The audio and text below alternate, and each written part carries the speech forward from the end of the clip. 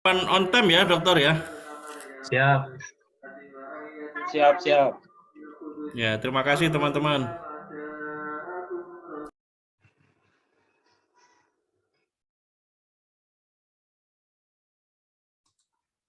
Murotal antum kedengaran jelas banget, Tat. Murotal masjid ya.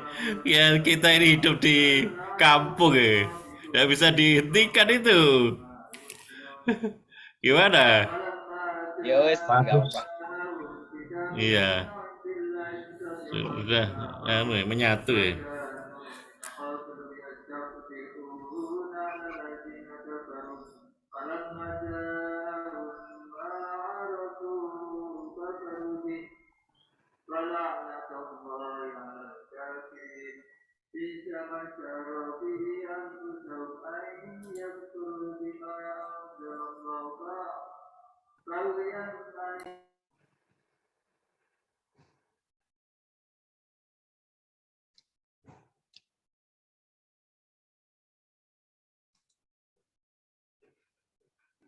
Oke, kita mulai dokter nggih. Ya, monggo. Bismillahirrahmanirrahim. Warahmatullahi wabarakatuh. Waalaikumsalam warahmatullahi wabarakatuh. Hamidalillah wa musholin ala Rasulillah la haula wala quwata illa billah. Pemirsa yang dirahmati Allah Subhanahu wa taala, alhamdulillah pada malam hari ini selama 1,5 jam ke depan kita mencoba mendiskusikan satu tema yang krusial sebagaimana yang dirilis di dalam pojok1.id 4 Januari 2023 dengan judul artikel khawatir Perpu tunda pemilu dikeluarkan Presiden, PDIP untung jika proporsional tertutup. Direktur Eksekutif Lingkar Madani atau disingkat 5 Indonesia Rangkuti khawatir Perpu tunda pemilu dikeluarkan Presiden.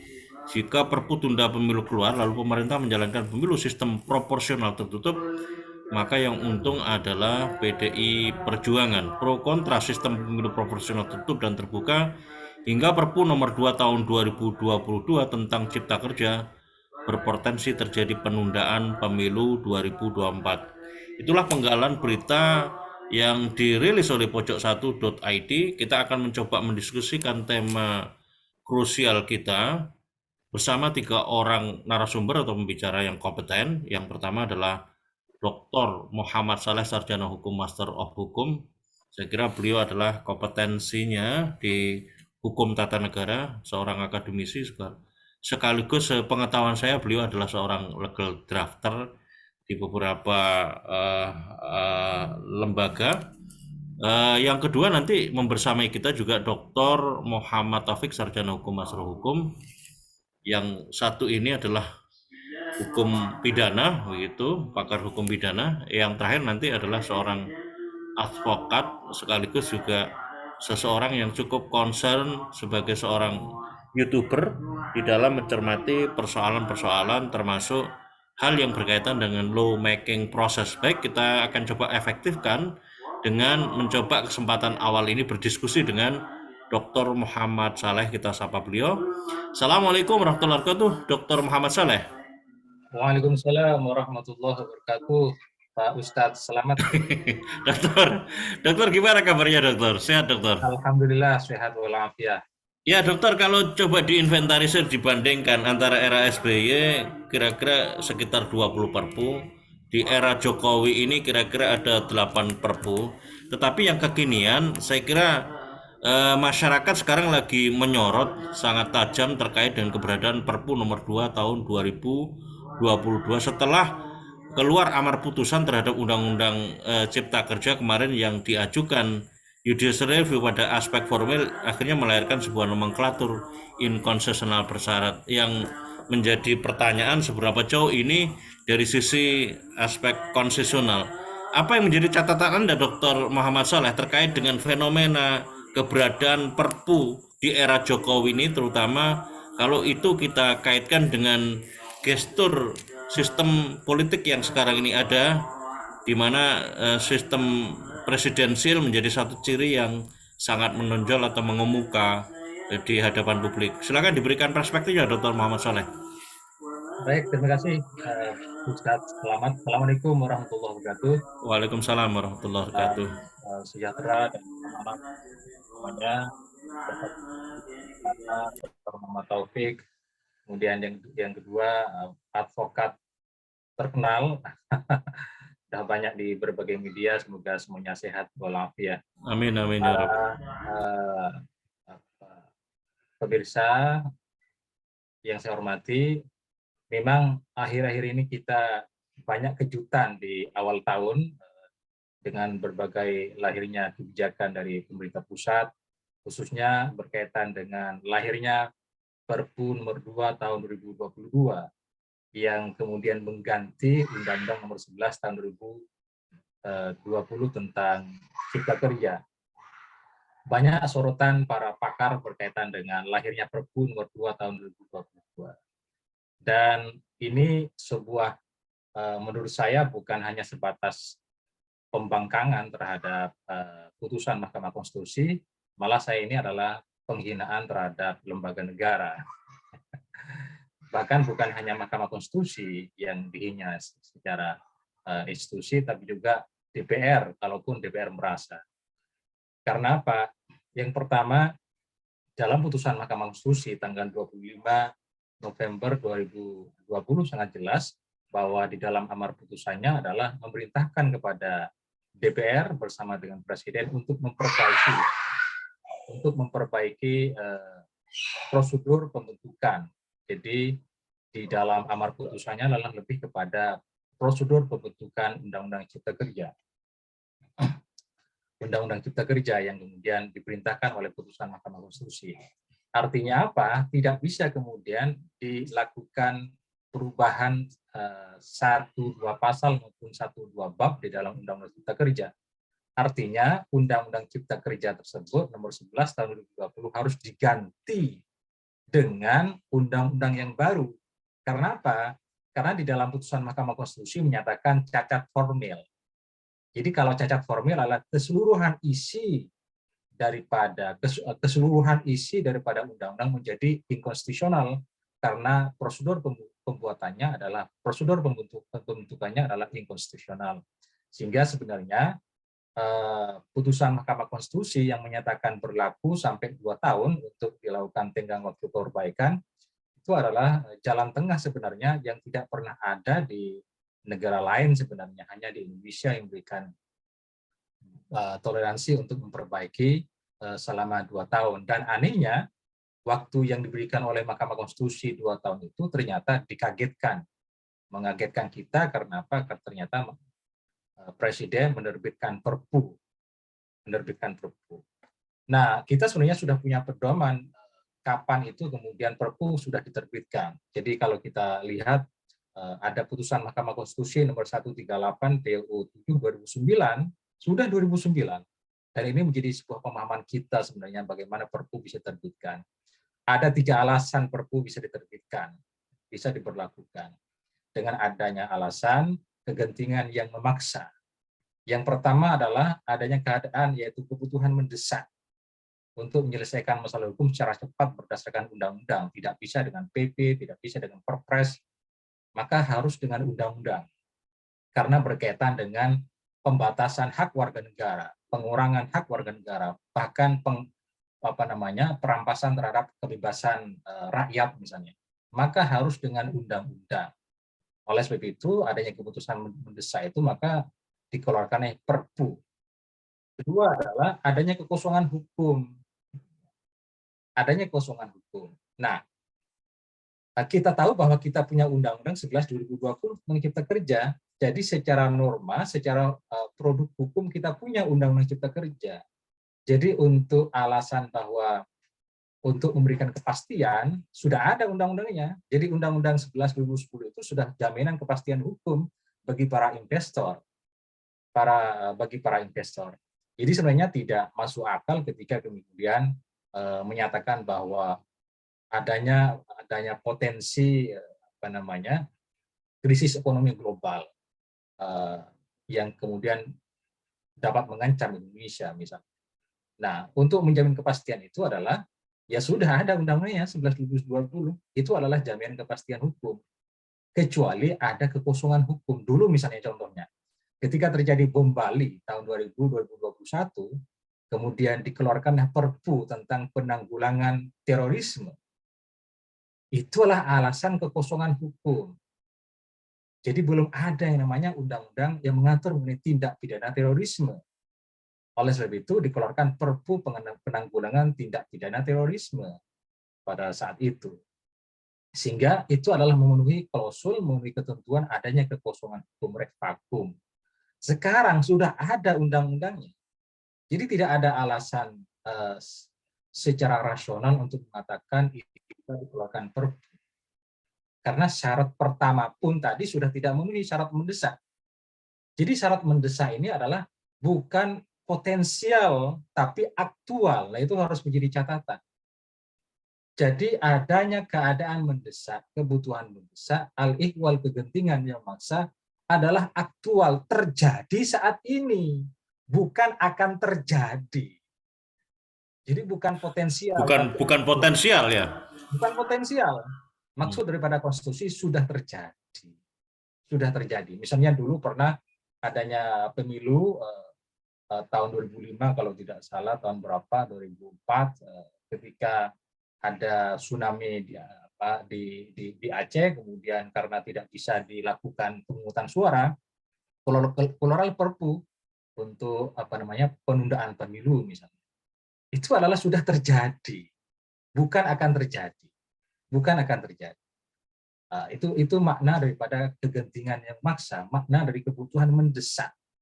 Nah ini kan ada tafsir baru yang kemudian melenceng dari konstitusi. Ditafsirkan sepihak oleh pemerintah bahwa adanya potensi krisis ekonomi yang akan mengancam ekonomi Indonesia menjadi alasan dikeluarkannya Perpu nomor 2 tahun 2022. Nah ini yang kemudian menjadi problem bagi kita. Apalagi yang kedua terjadi kekosongan hukum. Yang ketiga adalah bahwa dengan adanya kekosongan hukum itu tidak dapat diatasi dengan cara membuat undang-undang secara prosedur biasa untuk menjamin kepastian hukum. Jadi syarat 1, syarat 2, maupun syarat 3 yang menjadi pertimbangan dalam putusan Mahkamah Konstitusi tahun 2009 itu semuanya tidak terpenuhi dengan berlakunya Perpu nomor 2 tahun 2022. Oleh sebab itu, saya memang sepakat bahwa Perpu ini adalah sebagai bentuk pembangkangan sebenarnya terhadap putusan Mahkamah Konstitusi, terhadap putusan Mahkamah Konstitusi. Dan bahkan ini sebagai bentuk penghinaan terhadap lembaga DPR, bukan hanya Mahkamah Konstitusi. Karena apa? Harusnya DPR lah yang memperbaiki. Tapi kemudian kekuasaan itu, kewenangan itu diambil alih oleh Presiden dengan bentuk Perpu. Dengan bentuk Perpu. Kalaupun DPR merasa terhina. Kalaupun DPR, karena kan di DPR kan koalisinya adalah koalisi pemerintah. Oleh sebab itu sebenarnya kita berpikir ke depan harusnya memang DPR independen, harusnya DPR itu adalah lembaga yang mengawasi Presiden, tidak kemudian menjadi pendukung pemerintah dengan banyaknya koalisi partai politik yang mendukung pemerintah, sehingga efektivitas pengawasan, check and balances kemudian tidak terjadi, dan kita lihat di dalam pemerintahan Jokowi ini. Dan yang kedua yang saya sampaikan bahwa memang Perpu itu ada dua macam. Perpu itu ada dua macam. Ada yang Perpu dibuat dalam keadaan normal, ada Perpu yang dibuat dalam keadaan darurat. Jadi ada Perpu yang dibuat kalau tadi kaitannya dengan pemilu ya. Ada Perpu yang dibuat dalam keadaan normal. Ini adalah misalnya lahirnya bom Bali misalnya tahun 2021, 2020 itu adalah Perpu yang dibuat dalam keadaan normal. Dalam keadaan normal hanya siapa pelakunya kemudian itu dijerat dengan tindak pidana terorisme, tidak terjadi keadaan bahaya yang mengancam kesatuan bangsa, keutuhan negara misalnya, maka itu adalah dibuat dalam keadaan normal. Maka kalau Perpu dibuat ke dalam keadaan normal, dasarnya adalah pasal 22 dalam hal ihwal kegentingan yang memaksa. Maka Presiden berhak membuat Perpu. Nah, ada Perpu yang dibuat dalam keadaan darurat. Dalam keadaan darurat. Memang di Indonesia masih belum ada Perpu yang dikeluarkan dalam keadaan darurat. sebagai contoh bagi kita. Tapi ada keadaan yang semestinya itu menjadi alasan untuk dikeluarkan Perpu dalam keadaan darurat, state of emergency, atau dalam bahasa Belandanya adalah noodstaatrecht. Contohnya adalah pada saat pandemi COVID-19 kemarin.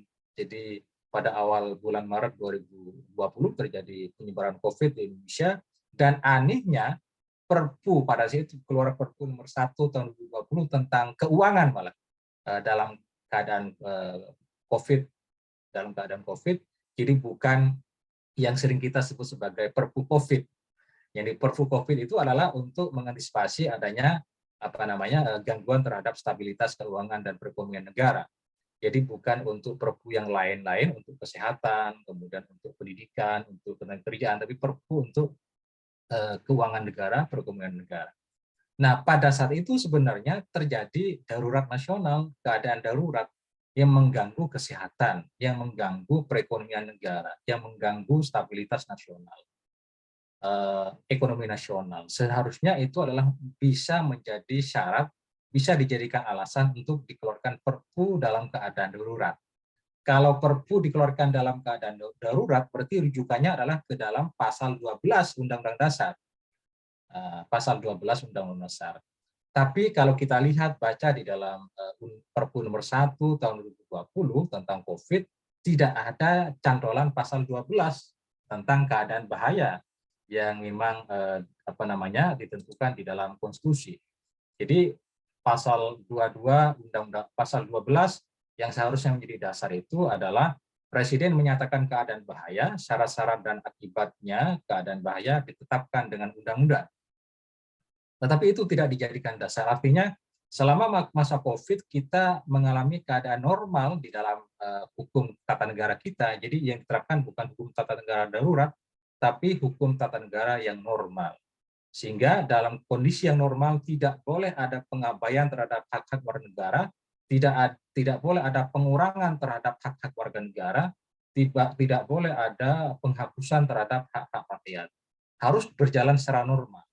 Nah, itulah bedanya antara Perpu dalam kondisi normal maupun Perpu dalam kondisi darurat. Nah, memang pertanyaannya kemudian, apakah bisa kemudian pemilu ditunda dengan diterbitkan Perpu? Nah, pertanyaan berikutnya. Itu adalah pertanyaan yang sangat seksi. Nah, itu bisa terjadi. Bisa terjadi. Tapi syaratnya adalah harus noodstaatrecht. Negara harus dalam kondisi darurat. Kondisi. Maksudnya apa maksud daripada kondisi darurat? Ada ancaman bahaya dari luar maupun dari dalam, sehingga lembaga-lembaga negara tidak dapat menjalankan fungsi-fungsinya secara efektif. Fungsi-fungsinya secara efektif. DPR tidak dapat melaksanakan fungsi-fungsinya, kemudian Presiden, contoh yang paling gampang adalah dalam kondisi perang misalnya. Dengan adanya perang Ukraina dengan Rusia, kemudian menjadi perang dunia ketiga misalnya. Tapi semoga dijauhkan. Terjadi perang dunia ketiga, maka itu menjadi alasan untuk ditetapkannya negara dalam keadaan darurat. Kalau sudah dalam kondisi state of emergency, noodstaatrecht atau emergency law, maka apapun bisa dilakukan, tetapi alasannya adalah untuk mengembalikan kepada kondisi yang normal. Jadi tidak boleh ada penyalahgunaan wewenang, penyalahgunaan kekuasaan oleh Presiden maupun oleh DPR. Semuanya dalam rangka untuk mengembalikan kepada kondisi yang normal. Jadi itu alasan hanya adanya keadaan bahaya. Bukan dalam hal ihwal kegentingan yang memaksa untuk diterbitkan Perpu, tetapi alasannya adalah karena adanya keadaan bahaya. Nah, hukum sebenarnya ada dua, konstitusi juga ada dua. Itu yang disebut dengan constitutional dualism doctrine. Ada dua doktrin konstitusi, yaitu konstitusi dalam keadaan normal dan konstitusi dalam keadaan darurat. Apapun bisa dilakukan kalau negara dalam keadaan darurat. Bahkan pemilu pun tidak dilaksanakan, tidak apa-apa. Bahkan DPR, MPR tidak bersidang, tidak apa-apa.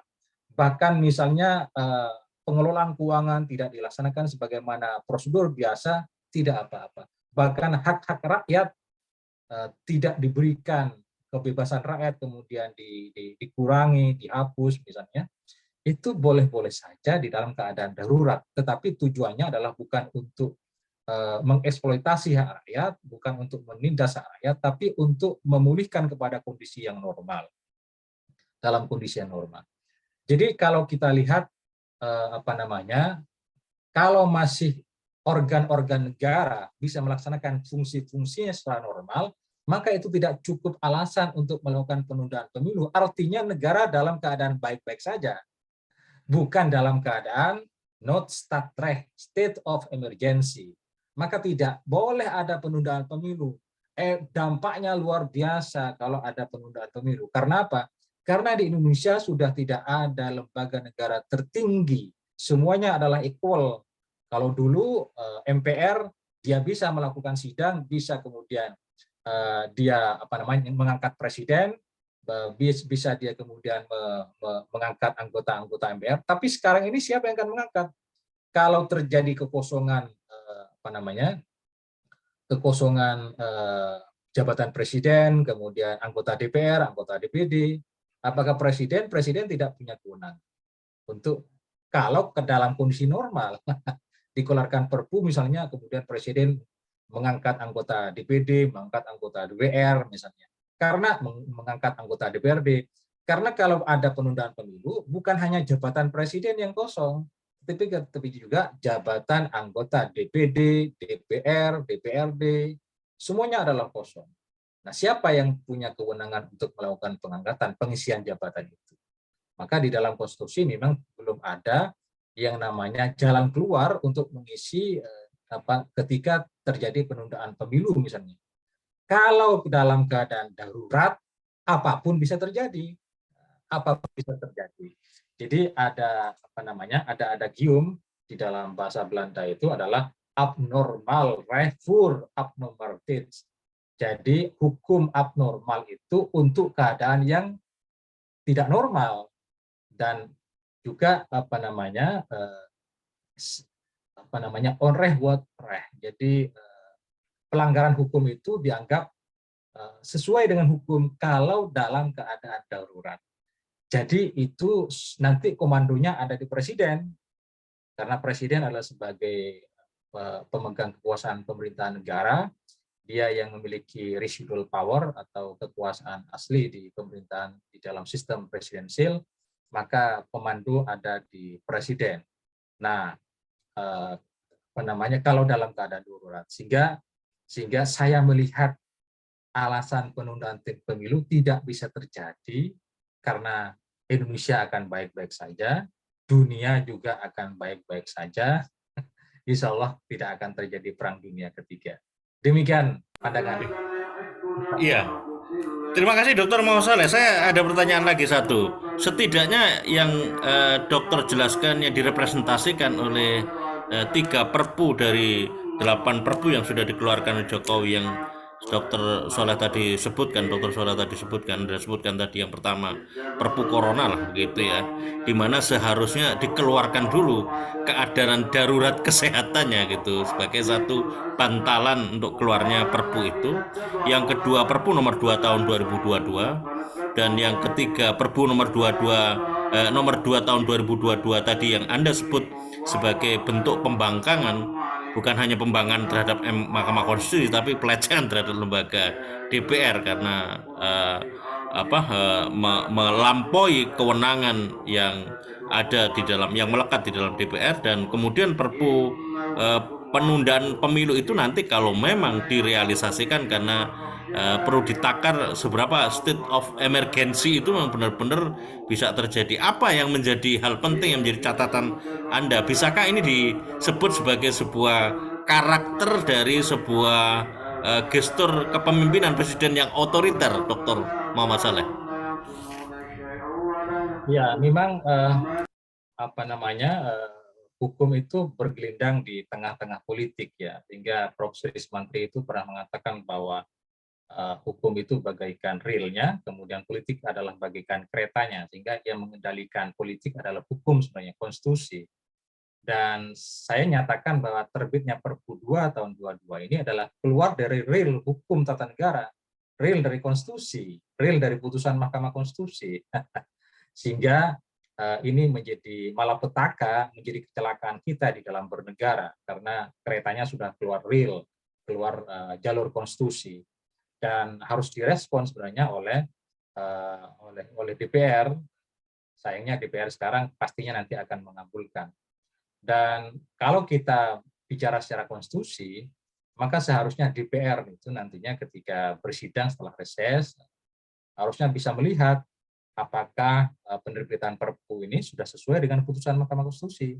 Nah, kalau kita merujuk kepada putusan MK 2009 tadi, bahwa tidak memenuhi 3 syarat. Yang pertama adalah berkaitan dengan keadaan mendesak, kemudian yang kedua berkaitan dengan kekosongan hukum, yang ketiga adalah berkaitan dengan kepastian hukum, maka sudah tidak memenuhi ketiga syarat tersebut.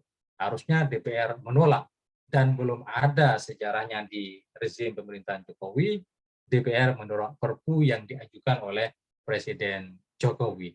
Dan sepertinya kalau kita melihat konstelasi politik di DPR, karena banyaknya koalisi pemerintahan, akan disahkan menjadi undang-undang. Jadi akan disahkan. Saya yakin itu akan disahkan menjadi undang-undang. Tidak akan banyak problem ketika diajukan kepada DPR. Demikian, Pak. Iya, terima kasih Dr. Muhammad Soleh. Ditahan dulu, saya akan coba ganti perspektif ke pembicara yang lain. Terima kasih Dr. Muhammad Soleh atas pengantar perspektifnya. Kita akan coba nanti gali lebih jauh. Tapi kita berikan kesempatan lebih awal kepada para pembicara yang lain. Kita akan beralih ke Bang Ahmad Khosnuddin, Sarjana Hukum. Assalamualaikum warahmatullahi wabarakatuh, Bang Ahmad Khosnuddin. Waalaikumsalam warahmatullahi wabarakatuh. Ya, Bang Ahmad Khosnuddin atau Dr. Muhammad Taufik tadi? Saya lupa, Dr. Muhammad Taufik tadi minta. Yang kedua, Bang Ahmad Khosnuddin. Saya mohon, ya. Assalamualaikum, Dr. Muhammad Taufik. Waalaikumsalam warahmatullahi wabarakatuh.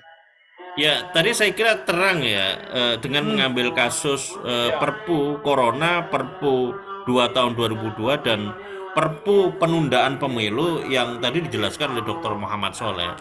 Anda sendiri melihatnya seperti apa, Dr. Muhammad Taufik, terutama terkait dengan keberadaan norma pidana yang ada di dalam masing-masing Perpu ini, dan seperti apa implikasinya kalau nanti memang benar-benar terjadi, terutama kalau terkait dengan Perpu tunda pemilu ini, Dr. Muhammad Taufik. Saya melihatnya begini, kita menganalisa dulu bahwa Perpu keempat yang dikeluarkan oleh Jokowi ini sangat istimewa ya. Kenapa? Ini Perpu yang sangat tebal, tebalnya itu 1117 halaman ya.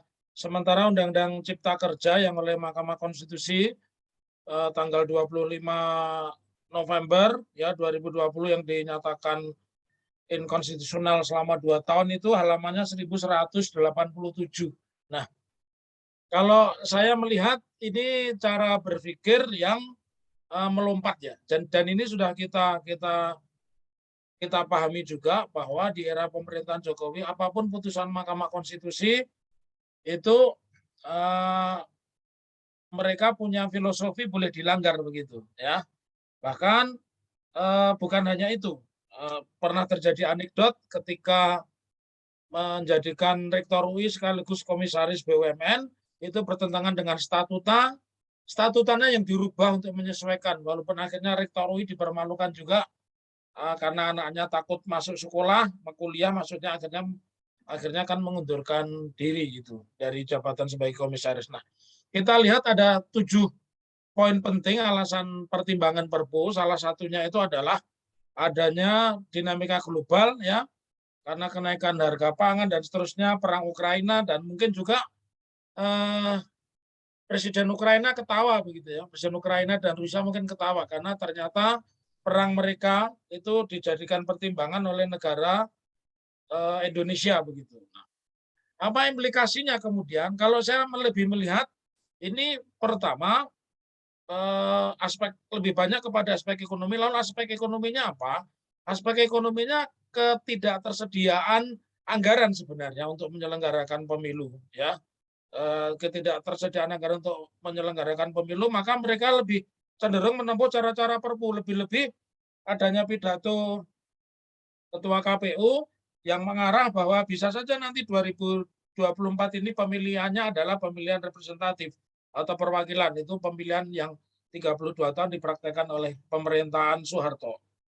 Lalu apa yang menarik sebenarnya, ya, selain tujuh pertimbangan tersebut, yang sangat menarik dari Perpu ini lebih cenderung bagaimana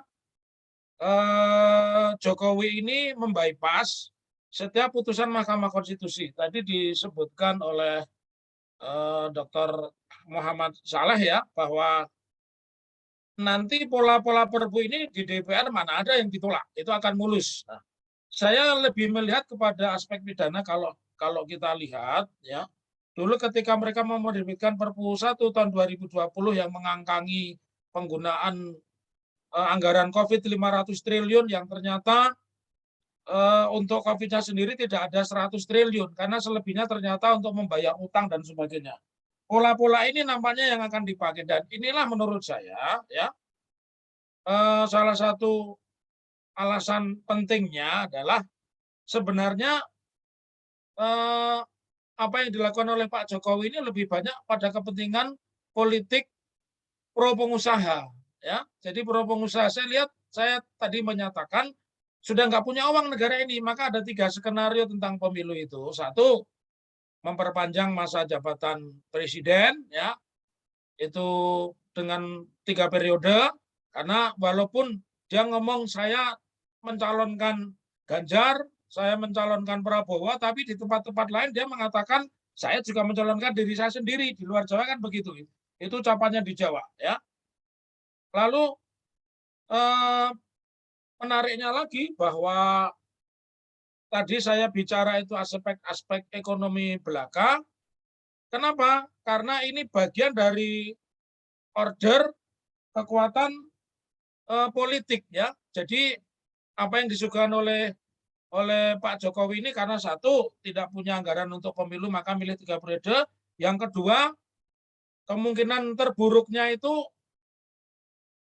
chaos ya, karena pernyataan Pak Andika sebelum turun kan mengatakan nanti kalau terjadi benturan sipil dengan sipil kan itu rakyat kita, cukup dengan senjata yang menyebabkan orang tidak sadar tapi tidak mematikan. Jadi ini sebuah perbuatan jahat, niat jahat dengan tujuan jahat, tetapi dengan berlindung di balik Perpu ya. Oleh karena itu, kalau kita lihat dari pertimbangan alasan kegentingan pun tidak ada alasan kegentingan yang memaksa, darurat pun tidak ada alasan yang memaksa darurat, karena kemarin bilang bahwa pertumbuhan ekonomi itu baik-baik saja, bahkan Ternate dikatakan paling baik sedunia dan sebagainya.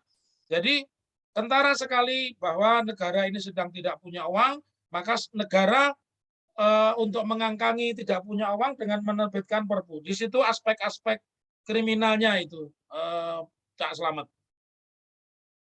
Ya, Dr. Muhammad Taufik, kalau melihat keberadaan beberapa Perpu, sebagaimana yang juga keberadaannya juga pernah terjadi di era SBY, di era Jokowi ini, Anda melihatnya seperti apa?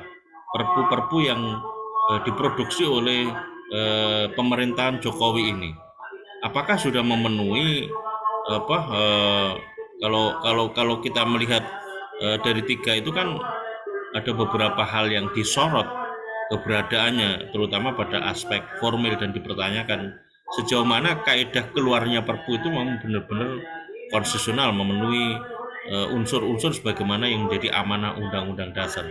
Anda melihatnya seperti apa, dan arah ke depan seperti apa ini kalau memang nanti Perpu demi Perpu itu so must go on, sekalipun juga sudah dilakukan upaya-upaya berkaitan dengan judicial review, Dr. Muhammad Taufik?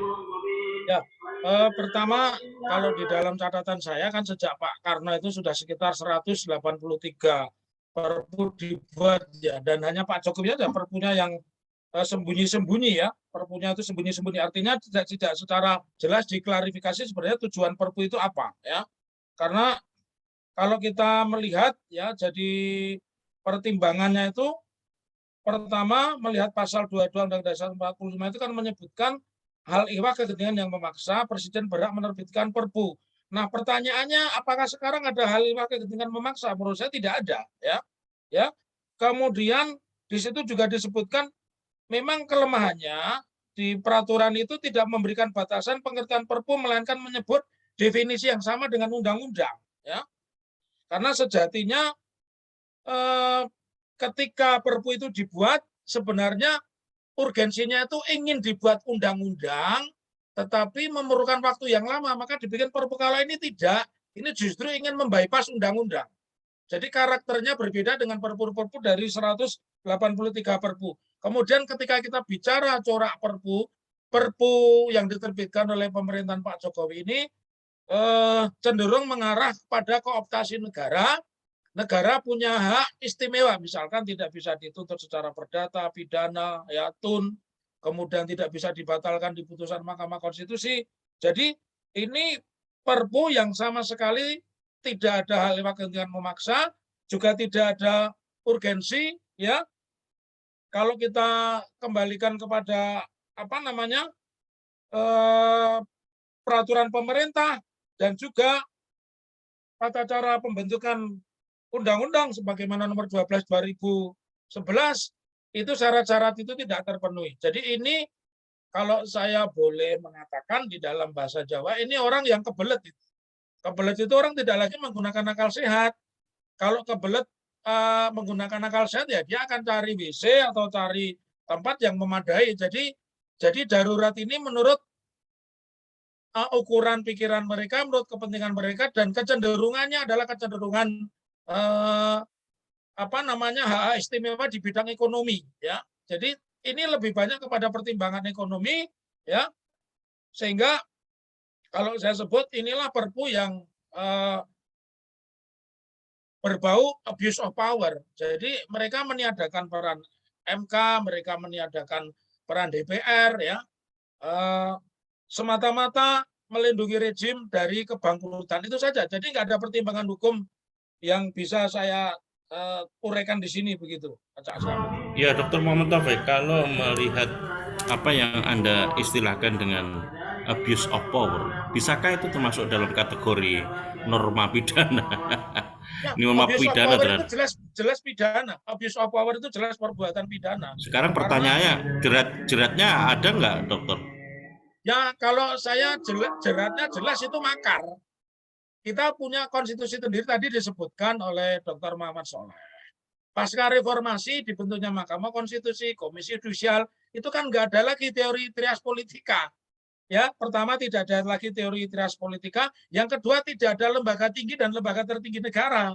Oleh karena itu, abuse of power itu adalah kejahatan. Kalau di dalam delik korupsi, itulah yang disebut sebagai judicial corruption. Korupsinya penegak hukum.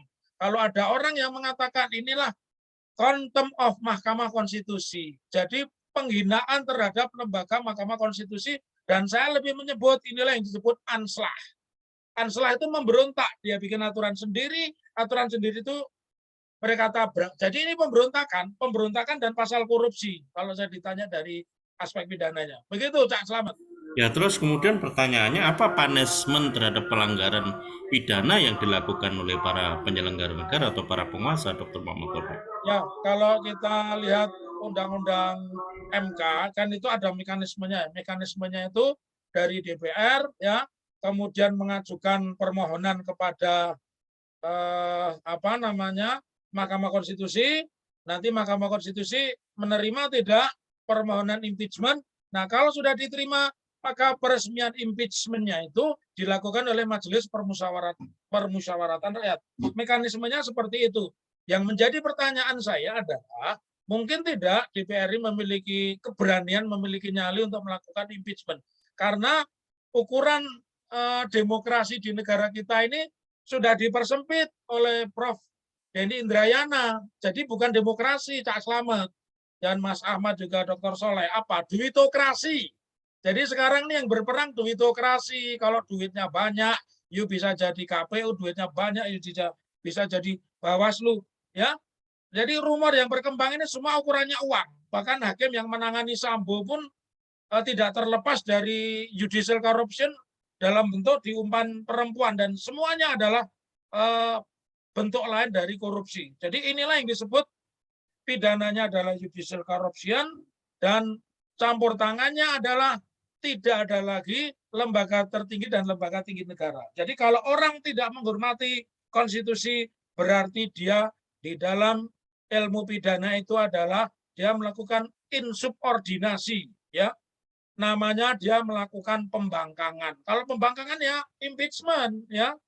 Itu mudah-mudahan kalau impeachment-nya tidak berjalan, ya kita dengan Babe Aldo, Cak Slamet, Mas Ahmad turun ke jalan, bikin street parlemen begitu. Kira-kira begitu pendapat saya.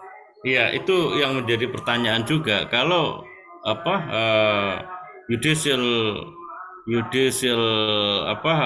crime tadi, pelanggaran terhadap corruption corruption itu kemudian mekanismenya bertumpu kepada mekanisme MPR yang bisa kemudian merekomendasikan melalui mekanisme proses politik yang di MPR itu impeachment tidak berjalan, lalu kemudian seberapa jauh itu pertanyaannya, lalu state parlemen itu bisa benar-benar bisa direalisasikan untuk mendorong proses terjadinya sebuah perubahan di tataran penyelenggaraan negara, Dr. Muhammad Taufik. Nah, ini satu pertanyaan menarik. Dulu kita tidak menyangka kalau kemudian Pak Habibie bisa jadi presiden.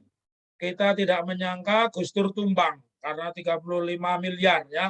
Kita juga tidak menyangka Pak Harto menyatakan pemberhentian sepihak. Jadi saya pikir kalau di enklave-enklave seperti ini, di ruang publik seperti diisi seperti ini, insya Allah street of parliament dan extrajudicial, ya, extrajudicial parlemen atau parlemen di luar aturan hukum, saya yakin itu akan terjadi, dan menurut saya itu tidak ada yang salah, ya. Jadi tidak ada yang salah kalau berhentinya pemerintahan itu dengan cara ekstra parlemen, karena apa yang mereka lakukan pun juga sesuatu yang sifatnya berbau skandal semua atau corruption, judicial corruption. Nah, kalau lembaga negara tidak bisa berfungsi seperti DPR, karena sekarang sudah nggak ada trias politika, ya. Nah, tentunya yang bisa kita lakukan adalah kehendak rakyat. Dulu Pak Harto dengan tekanan masyarakat akhirnya secara konstitusi menyatakan dirinya berhenti. Yang rancang itu adalah siapa itu, ketua partai Bulan Bintang, Pak Yusril Issa Mahendra. Nah, kalau sekarang Pak Yusril mengatakan mendukung, ya saya ingin sampaikan disertasi Prof Yusril itu bukan tentang tata negara, ya, bukan tentang tata negara itu. Jadi kalau bicara seperti itu, maka saya mengatakan karena ini sudah terjadi kejahatan luar biasa yang dilakukan oleh negara, ya penyelesaiannya juga dengan extraordinary, bisa dengan street parlemen, ya, bisa dengan street justice. Begitu menurut saya. Ya, terakhir Dokter Merdeka, Dokter Taufik, terakhir Dokter, apa yang menjadi rekomendasi Anda sebagai bahan masukan kepada para penyelenggara negara sebelum sampai akhirnya street parlemen itu memang benar-benar efektif sebagai respon dari kumulasi, karena saluran-saluran mekanisme yang ada baik judicial maupun legislatif review itu akhirnya tidak memenuhi jalan keluarnya dan ada kebuntuan. Apa yang penting yang menjadi satu rekomendasi Anda yang perlu disampaikan kepada para penyelenggara negara, bil khusus kepada Presiden sekarang, Dr. Muhammad Taufik? Ya, kalau saya mengatakan ada istilah lain, budak itu bebal, ya, bebal itu artinya buta mata buta telinga, meskipun sebenarnya telinganya mendengar, matanya melihat, mulutnya bicara, tapi indera itu semuanya tidak berfungsi.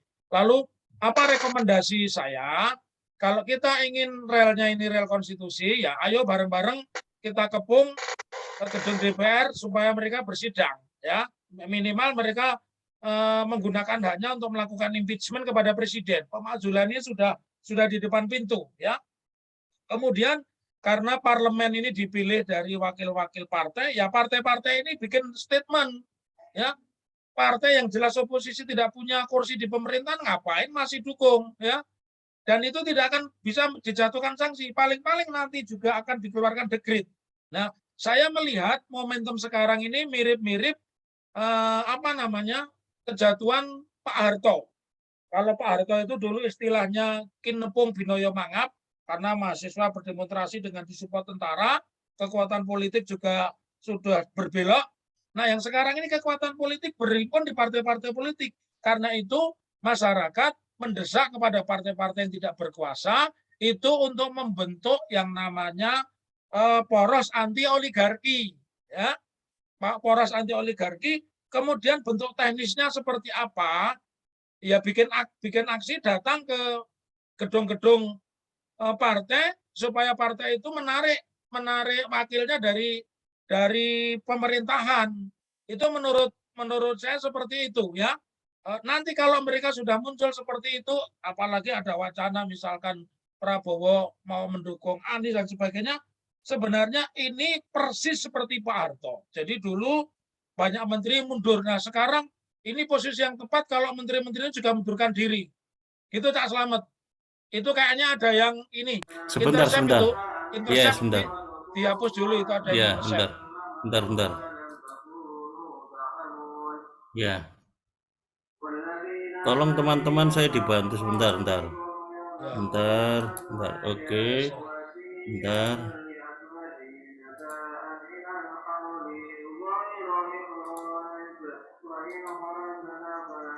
Ya. Sudah ya. Terima kasih Dr. Muhammad Taufik atas perspektifnya. Ditahan dulu dokter. Saya akan mencoba beralih ke Bang Ahmad Khosinuddin untuk bisa memberikan pengayaan yang lain. Terima kasih Dr. Muhammad Taufik, ditahan dulu. Assalamualaikum warahmatullahi wabarakatuh, Bang Ahmad Khosinuddin. Assalamualaikum warahmatullahi wabarakatuh. Ya, Bang Ahmad Khosinuddin sudah mendengar dua perspektif dari Dr. Muhammad Soleh dan Dr. Muhammad Taufik. Saya kira ini dua perspektif. Yang satu tadi penekanannya lebih ke hukum tata negara, yang satu tinjauan dari sisi pidana, dan ada beberapa pengayaan mengenai soal real politik. Anda melihatnya setidaknya dilihat dari sisi 3 perpu bagaimana yang tadi disampaikan oleh Dr. Muhammad Soleh, ditambah dengan perpu ormas ya kalau nggak salah begitu. Seperti apa Anda memberikan penilaian terhadap keberadaan perpu di era Jokowi ini, Bang Ahmad Khosinuddin? Bismillahirrahmanirrahim.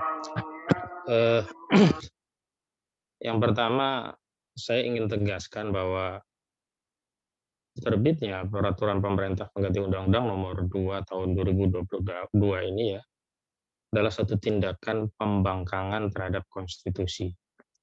Jadi kalau kita lihat, ini bukan hanya membangkang kepada MK, bukan juga hanya membangkang kepada DPR, karena amanah putusan Mahkamah Konstitusi nomor 91 tahun 2020 yang diucapkan tanggal 25 November 2021 itu memerintahkan kepada DPR untuk melakukan perbaikan Undang-Undang Cipta Kerja, Undang-Undang nomor 11 tahun 2022. Tetapi kalau kita lihat substansinya adalah ada putusan dari lembaga, dan lembaga itu adalah lembaga yang punya kewenangan mengadili undang-undang terhadap undang-undang dasar. Sehingga putusan lembaga itu adalah putusan yang bersifat konstitusional. Pembangkangan terhadap putusan lembaga tersebut bukan saja merupakan pembangkangan terhadap lembaga negara itu, dalam hal ini MK, tetapi juga merupakan pembangkangan terhadap konstitusi. Karena MK itu punya satu sifat putusan yang bersifat final dan mengikat. Dan putusan MK terhadap judicial review undang-undang terhadap undang-undang dasar itu ya berlaku sebagai konstitusi, sebagai tafsir resmi konstitusi terhadap pasal-pasal yang diajukan. Dan MK sudah memberikan tafsir resmi terhadap Undang-Undang Nomor 11 Tahun 2022, di mana tafsir resmi MK bahwa undang-undang tersebut itu adalah inkonstitusional meskipun bersyarat. Lalu kemudian pemerintah secara sepihak mengeluarkan perpu untuk merubah tafsir inkonstitusional itu menjadi konstitusional. Berarti ini ada upaya pembangkangan bukan hanya kepada MK-nya, pembangkangan terhadap konstitusinya yang sudah ditafsirkan secara konstitusional oleh lembaga penafsir konstitusi. yakni Mahkamah Konstitusi. Jadi ini pendapat yang saya sampaikan sejak awal dan saya pertahankan sampai hari ini, bahwa terbitnya Perpu nomor 2 tahun 2022 itu merupakan pembangkangan konstitusi. Memang ada sejumlah nomenklatur yang beda ya, misalkan Denny Indrayana menyebut ini sebagai penghinaan kepada MK, ada juga yang menyebut pembangkangan terhadap DPR dan seterusnya lah. Tapi kalau kita lihat konstruksi hukumnya, karena ini satu putusan dikeluarkan lembaga yang punya kewenangan menafsirkan undang-undang terhadap undang-undang dasar, dan hasil putusan itu berlaku sebagai tafsir resmi undang-undang dasar terhadap undang-undang yang berkaitan, maka pengabaian atau bahkan perlawanan putusan yang tadinya dinyatakan inkonstitusional menjadi konstitusional adalah sebuah pembangkangan terhadap konstitusi. Ini yang pertama. Yang kedua, apakah pembangkangan ini akan potensial dilakukan oleh rejim Jokowi Ma'ruf Amin itu pada peristiwa-peristiwa yang lainnya. Which is dalam perkara ini adalah nanti kalau terbit Perpu untuk tunda pemilu. Jadi kalau ada yang meragukan itu tidak akan dilakukan, sebenarnya orang yang meragukan Perpu tunda pemilu itu bisa diterbitkan sama saja meragukan fakta yang hari ini sudah terjadi. Terhadap putusan yang sudah ada, putusan MK-nya saja rejim Jokowi Ma'ruf Amin berani membangkang, apalagi menerbitkan Perpu yang belum ada putusan MK-nya. Jadi jangan dianggap bahwa tidak adanya state emergency atau kegawatan daruratan atau kondisi bahaya yang secara teoritis itu memang dibahas oleh ahli hukum tata negara, itu menyebabkan pemerintah tidak akan menerbitkan Perpu. Problemnya itu bukan teorinya, bukan aturannya, tapi problemnya ini pelaksana ya, pejabatnya ya, presidennya ini memang sengaja membangkang konstitusi. Konstitusi yang resmi saja sudah dibangkang, apalagi hanya teori-teori hukum ketatanegaraan. Dan yang ketiga saya ingin tegaskan pada akhirnya dalam sistem sekuler ya, memang norma hukum itu bergantung kepada kekuasaan. Pencipta aturan itu adalah lembaga kekuasaan. Ini mau saya bandingkan berbeda dengan norma Islam ya. Kalau dalam Islam, kekuasaan, lembaga kekuasaan itu tidak punya wewenang untuk menerbitkan norma hukum. Tidak bisa menerbitkan aturan yang menghalalkan, mengharamkan, mewajibkan, mensunahkan, atau mengharamkan, atau memakruhkan. Itu sebabnya di dalam Islam, seorang khalifah, meskipun dia punya kewenangan powerful, maka dia tidak bisa kemudian mengeluarkan dekret atau perpu misalnya yang bertentangan dengan Al-Quran dan As-Sunnah atau bertentangan dengan wahyu. Misalkan khalifah mengeluarkan kebijakan menghalalkan riba, nah, demi kepentingan ekonomi mendesak, kita sedang pandemi COVID, khalifah menerbitkan ya perpu isinya mengharamkan menghalalkan riba. Tidak bisa, karena dalam Islam ya kedaulatan itu ada di tangan syariat, maka halal haram itu rujukannya syariat. Jadi kekuasaan itu bukan lembaga pembentuk aturan, kekuasaan itu hanya lembaga yang menjalankan syariat. Jadi seorang khalifah tidak mengadopsi atau mentabani undang-undang ataupun undang-undang dasar yang menyelisihi wahyu Allah. Maka fungsi khalifah hanya mentabani, mengadopsi, mengistimbat, bukan membentuk. Kalau dalam sistem politik sekuler, maka norma dalam hukum itu dibentuk oleh lembaga kekuasaan. Makanya ada namanya Undang-Undang Nomor 12 Tahun 2011 tentang pembentukan peraturan perundang-undangan. Memang lembaga-lembaga kekuasaan ini yang membentuk peraturan perundang-undangan. Asalnya memang sesuai teori teras politika, pembentukan peraturan perundang-undangan itu adalah kewenangan lembaga legislatif. Dalam ini DPR, baik DPR pusat, DPR tingkat provinsi, kota maupun kabupaten. Tapi memang sistem sekuler itu menyadari banyak hal yang tidak mungkin bisa dilakukan oleh DPR, sehingga butuh satu jalan keluar pada kondisi tertentu. Lembaga eksekutif itu diberi kewenangan legislasi terbatas. Sebenarnya ini kan sudah menyalahi kodratnya ya. Kalau memang ada trias politika ya nggak boleh presiden bikin aturan, nggak boleh wali kota menerbitkan perwal, nggak boleh bupati menerbitkan perbub, nggak boleh gubernur menerbitkan pergub. Tapi lagi-lagi memang satu sistem yang berasal dari sistem yang tidak sempurna itu selalu ada celah, maka kemudian mereka mengubah konsep separation of power menjadi division of power, pembagian kekuasaan, dan kemudian ada apa yang mereka sebut sebagai checks and balance gitu ya. Nah, Perpu ini kan sebenarnya menjadi kewenangan legislasi terbatas bagi presiden.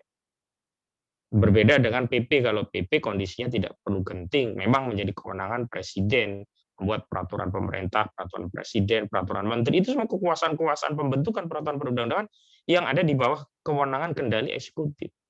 Maka jangan salah Cak Slamet, kenapa semua orang itu rebutan ingin jadi presiden, karena de facto yang berkuasa itu presiden, bukan DPR, bukan Mahkamah Agung, presiden. Jadi kalau ada yang mengkritik sistem khilafah itu seolah-olah otoriter, justru sistem demokrasi itu otoriter karena de facto kekuasaan itu ada di presiden. Seluruh kewenangan pembentukan peraturan perundangan ada pada presiden. Baik melalui PP, peraturan pemerintah, peraturan presiden, atau berdalih kegentingan yang memaksa melalui Perpu, atau melalui lembaga di bawahnya, peraturan menteri. Semua menteri kan tunduk pada presiden. Nah, saya ingin agar kita tidak merasa wacana pembentukan Perpu untuk tunda pemilu itu menjadi wacana yang seolah-olah utopia. Dengan argumentasi tidak akan terjadi perang atau kita harapkan tidak terjadi perang. Bukan di sana. Problemnya bukan keadaannya yang kemudian terjadi atau tidak, tapi kondisi yang ingin dicapai oleh kekuasaan ini. Apa sih kondisi yang dicapai oleh kekuasaan ini? Saya mengingatkan kepada apa yang disampaikan oleh Lord Acton. Power tends to corrupt absolutely. Power tends to corrupt absolutely. Jadi kekuasaan itu candu, cenderung akan disalahgunakan, dan kalau sudah mutlak ini kekuasaan ada pada presiden karena sistem presidensial itu presiden punya peran yang luar biasa, maka pasti akan disalahgunakan. Dan targetnya apa? Memperpanjang usia kekuasaan. Sama seperti Perpu COVID-19 ya. Perpu nomor 2 tahun 2020 tentang pandemi COVID-19. Itu kan terutama kan untuk menyelamatkan kekuasaan presiden, di mana dalam sistem keuangannya presiden dan pemerintah bersama DPR boleh kemudian membuat merancang APBN defisit lebih dari 3% terhadap PDB. Padahal dulu di Undang-Undang Keuangan Negara haram presiden dan DPR membuat RAPBN, rancangan APBN ya, lebih daripada 3%. Itu yang disebut dengan hukum besi anggaran. Kenapa? Karena 3% itu ada fungsi. Kalau ya hutang lebih ya besar pasak daripada tiang, nanti akan berbahaya negara. Dan kita saksikan hari ini dampaknya luar biasa. Memang ada yang dibanggakan sebagai jumlah prestasi pendapatan negara naik dari pajak-pajak, tapi kan dengan cara mencekik leher rakyat. Ini kondisi-kondisi yang kalau tidak ada Perpu sebenarnya sudah dimakzulkan karena melanggar undang-undang. Jadi potensi terbitnya Perpu, sangat potensial. Tapi apakah Perpu itu akan terbit dalam bentuk Perpu atau dalam bentuk dekret, ini hal yang lain. Karena dulu juga sudah ada wacana dekret dikeluarkan dalam rangka untuk menunda pemilu begitu. Dan bisa jadi yang paling mulus adalah dekret kembali ke UUD 1945. Jadi kembali ke UUD 45, kemudian pemilihan presiden cukup oleh MPR, maka presiden hari ini bisa berkuasa karena dia hanya perlu mengkonsolidasi kekuasaan di MPR, dia bisa lanjut, apalagi ketua MPR-nya juga sudah berulang kali ngomong tentang tunda pemilu, jadi lancar saja begitu. Sepanjang ya masalahnya kan bukan di elit, masalahnya kan di rakyat, masalahnya kan di PKAD, masalahnya kan di Pak Saleh sama Pak Taufik tadi yang cerewet terus kan, ngomong terus ya diskusi. Kalau di elit Pak nggak ada masalah, tinggal kungku-kungku selesai, karena kalau terjadi konsekuensi tunda pemilu, baik diadopsi melalui ya amandemen konstitusi sebagaimana berkali-kali diwacanakan melalui PPHN ya oleh Bambang Susatyo, atau melalui dekret, itu untung beliung semua lembaga kekuasaan negara ya, ditetapkan pemilu tunda, ditetapkan pejabat-pejabat itu tetap bisa melanjutkan kekuasaan sampai pemilu berikutnya terjadi begitu. Itu kalau lewat ketetapan MPR dengan melakukan perubahan atau amandemen konstitusi dengan menambah kewenangan MPR. Tapi bisa juga dengan modus dekret kembali kepada UUD 1945. Dan itu sudah terasa. Sekarang kan sudah ada wacana untuk pemilu secara proporsional tertutup. Artinya kendali nanti ada pada partai, tidak pada caleg-caleg, sehingga ini perlahan juga akan kembali ke pola politik lama, di mana pola politik lama nantinya ya hanya akan dikuasai oleh elit partai gitu. Ada kesalahan berpikir dari kita seolah-olah nanti kalau kembali ke UUD 45 itu kekuasaan oligarki itu akan mampu dibendung. Justru salah. Jadi oligarki lebih mudah mengkonsolidasi kekuasaan untuk menguasai pemerintahan. Misalnya untuk pilpres ya, kalau dalam pilpres langsung ini kan oligarki harus mengeluarkan duit banyak untuk mengkonsolidasi pencalonan, mengkonsolidasi kemenangan, termasuk mengkonsolidasi opini publik gitu. Tapi kalau nanti kembali ke UUD 1945, oligarki tinggal mengkonsolidasi kekuasaan di MPR. Ada yang berkata nanti semua kita bisa kontrol. Nah, siapa? Kita kalau ngontrol di luar kan yang berkuasa mereka yang ada di MPR. Sementara selama ini suara-suara di MPR ya, baik oleh Ketua MPR Bambang Susatyo, baik oleh Ketua DPD-nya Lanyala Mataliti, baik oleh anggota-anggota DPR-nya yang selama ini sudah berkali-kali Ketua PAN ya, Ketua Partai Golkar sudah berulang kali menyatakan ingin tunda pemilu dengan berbagai dalih gitu. Jadi sebenarnya masalahnya adalah tinggal masalah pada kondisi opini publik gitu. Nah, maka kalau sudah begitu karena masalah di opini publik, maka kita harus fokus juga untuk mengkonsolidasi kekuatan masyarakat dan opini publik. Nah, dari sisi pembangkangan konstitusi itu apa implikasinya? Ini yang penting untuk kita edukasi masyarakat. Jadi saya kan juga sudah pernah diskusi ya di PKAD ya. Pembangkangan konstitusi itu bisa kita kualifikasi sebagai perbuatan tercela. Kenapa? Ya pastilah tidak ada yang menyatakan orang yang membangkang itu disebut orang yang mulia, pasti tercela. Nah, di dalam ketentuan pasal 7A Undang-Undang Dasar 1945 itu MPR dapat memberhentikan presiden atau wakil presiden berdasarkan usulan DPR apabila terbukti ada yang melakukan korupsi, ya, pengkhianatan. Nah, termasuk di dalamnya adalah perbuatan tercela. Maka ini bisa menjadi pintu untuk melakukan pemakzulan terhadap presiden. Problemnya mekanisme yang diatur konstitusi ya melalui usulan DPR dibawa ke MK kemudian ditindaklanjuti ke MPR itu kan seperti sesuatu yang mustahil. Nah, memang iya kalau itu kondisi politik di tengah masyarakat berjalan biasa saja. Tapi kalau kondisi politik di masyarakat semuanya menghendaki itu, maka bisa saja nanti ada semacam kejar semalam untuk mendapatkan rekomendasi DPR dan kejar seminggu untuk mendapatkan putusan dari MK. Kenapa? Karena dukungan masyarakat sudah tinggi. Dan saat itu sudah terjadi setelah bedol deso, dukungan politik kepada presiden sudah mulai luntur karena banyak orang menganggap ini kekuasaan tidak bisa dipertahankan sehingga mereka cari bantalan, cari aman dengan cara apa? Berhimpun atau duduk berdiri bersama rakyat. Sehingga opini tentang pemakzulan itu juga akhirnya dieksekusi oleh orang-orang di parlemen. Nah, proses problem itu adalah untuk menuju ke sana itu gitu saja problemnya gitu. Dan saya kira nanti presiden bisa saja bernarasi loh saya itu hanya mengeluarkan perpu. Kalau saya salah ya pasti dikoreksi oleh DPR toh nanti kan perpu dibawa ke DPR. DPR bisa saja kemudian membatalkan dan perpu itu dicoret dari lembaga negara. Selesai. Di mana pembangkangan saya? Nah, hal-hal seperti ini juga harus ada kontra narasi edukasi kepada rakyat bahwa tindakan-tindakan seperti ini adalah tindakan buang badan dan semestinya tidak layak bagi seorang presiden untuk menyatakan itu karena problemnya itu bukan masalah perpu itu nanti bisa dikoreksi DPR atau tidak. Tapi problemnya adalah ketika perpu itu dikeluarkan maka sudah terbukti pembangkangan terhadap konstitusi, sudah terbukti perbuatan tercelanya tinggal dibuktikan pada proses justisia melalui MK dan memang harus didahului dengan proses politik di DPR baru di MK dan dituntaskan melalui proses politik akhir di Majelis Permusyawaratan Rakyat. Begitu Cak pandangan saya. Ya, Bang Ahmad Rosnuddin, tadi Anda sudah mulai menguak ya, dan memang hal yang sangat kontradiktif ketika kita melihat realitas faktual sekarang ketika melihat profil atau perform dari produk hasil lawmaking proses pilihan dari sistem politik existing sekarang yang sangat menonjol kewenangannya kepada presiden dengan sistem presidensial. Sementara Anda tadi menjelaskan terkait dengan seperti apa sebetulnya lawmaking proses dalam perspektif Islam.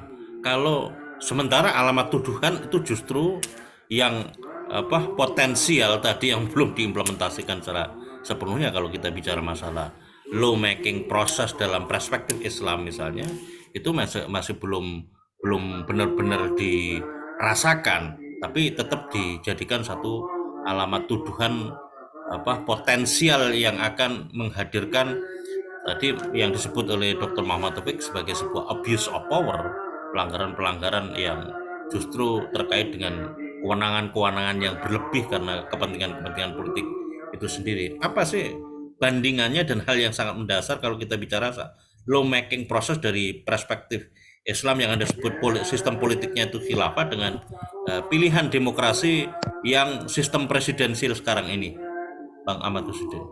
Sebenarnya kan problemnya di asas ya tentang asas pembentukan peraturan perundang-undangan itu sumber resource-nya dari mana. Kalau di dalam sistem Islam, resource atau sumber pembentukan peraturan perundang-undangan itu dari wahyu. Sementara wahyu itu bersifat kekal, abadi. Tafsir terhadap wahyu saja yang mungkin ada ijtihad yang berbeda. Tapi dalam konteks tafsir pada dalil-dalil yang qat'i, baik subut maupun dilalahnya, itu tidak akan mungkin ada perbedaan pandangan. Maka seorang penguasa ketika merubah ketentuan peraturan yang sudah qat'i, dia bisa dimakjulkan. Berarti dia membangkang kepada wahyu. Misalnya, hukum sholat 5 waktu itu wajib, itu qat'i, baik subut maupun dilalah. Ini sumbernya wahyu. Maka tidak mungkin ada penguasa yang merubah hukum sholat 5 waktu itu menjadi sunnah, apalagi menjadi haram. Dan tidak boleh ada seorang penguasa bahkan melarang orang menjalankan ibadah sholat 5 waktu. Termasuk jihad, itu jihad adalah kewajiban. Bahkan tidak mungkin ada penguasa justru melarang jihad. Kenapa? Dalilnya jelas qat'i, baik subut maupun dilalah. Sementara dalam konteks pembentukan peraturan perundang dalam sistem sekuler itu kan resource-nya adalah apa yang disebut dengan kedaulatan rakyat. Sementara suara rakyat itu sangat bergantung kepada kapital. Sementara yang berkuasa pada kapitalnya adalah oligarki. Maka secara hakikat, konsep kedaulatan rakyat itu adalah kedaulatan oligarki. Karena nanti hukum bisa tergantung pada penguasa yang punya klaim telah dipilih oleh rakyat, punya klaim telah menjadi wakil rakyat. Maka mereka punya hak untuk membentuk undang-undang, menghalalkan yang haram, yang mengharamkan yang halal, mewajibkan, memakruhkan, dan seterusnya. Nah, di titik itu kita akan kesulitan mengontrol mereka, karena kalau kita katakan mereka bertentangan dengan kehendak rakyat, mereka akan mengatakan rakyat yang mana? Saya juga mewakili rakyat, saya anggota DPR. Rakyat yang mana? Saya juga dipilih rakyat, saya menjadi presiden berarti pilihan rakyat. Nah, itu yang kemudian akhirnya tafsir itu menjadi otoriter ya, sekehendak mereka karena tidak ada kontrolnya. Berbeda dengan sistem Islam. Ketika seorang khalifah misalnya mengatakan bahwa riba itu halal, maka mudah saja kita mengontrol. Haram apa dasarnya? Al-Qur'an ya. Wa halalul bai'a wa harrama riba. Maka khalifah tidak akan bisa berkata apapun. Penguasa dalam sistem Islam tidak bisa ngeles, tidak bisa mengatakan bahwa saya juga membawa konsep kedaulatan rakyat, tidak. Karena di dalam Islam kedaulatan itu ada di tangan syariat. Maka pembentukan peraturan perundang-undangan itu hanya diberikan wewenang untuk mengadopsi, tetapi resource-nya itu harus dari wahyu. Dan dalam konteks wahyu ini maka sangat sedikit akan terjadi perbedaan pandangan, hanya hal-hal yang ijtihadiyah saja. Tapi hal-hal yang pokok tidak akan mengalami problem. Seperti soal begini, penundaan pemilu gitu. Kalau di dalam sistem Islam kan tidak ada problem. Kenapa? Dalam Islam itu kekosongan kekhilafan itu hanya boleh kosong maksimum 3 hari.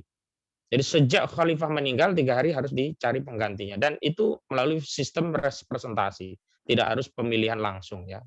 Representasi dan kemudian bisa dibaiat khalifah pengganti, maka langsung terisi.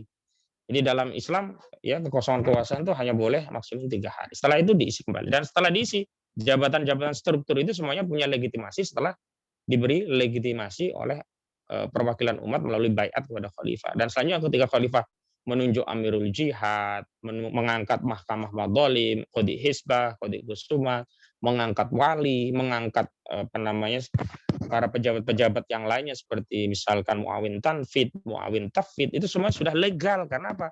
Mereka mendapatkan kewenangan legalitas dari khalifah, sementara khalifah sendiri sudah mendapat mandat dari rakyat melalui baiat. Apa mandatnya? Bukan untuk menerapkan undang-undang rakyat, tapi untuk menerapkan kitabullah dan sunnah nabinya. Dan karena konteks itulah maka khalifah tidak bisa dimakjulkan di tengah jalan karena tidak dikehendaki oleh rakyat, tidak. Sepanjang khalifah sudah menerapkan syariat, maka tidak ada alasan dalih apapun dari rakyat untuk memakzulkan seorang khalifah.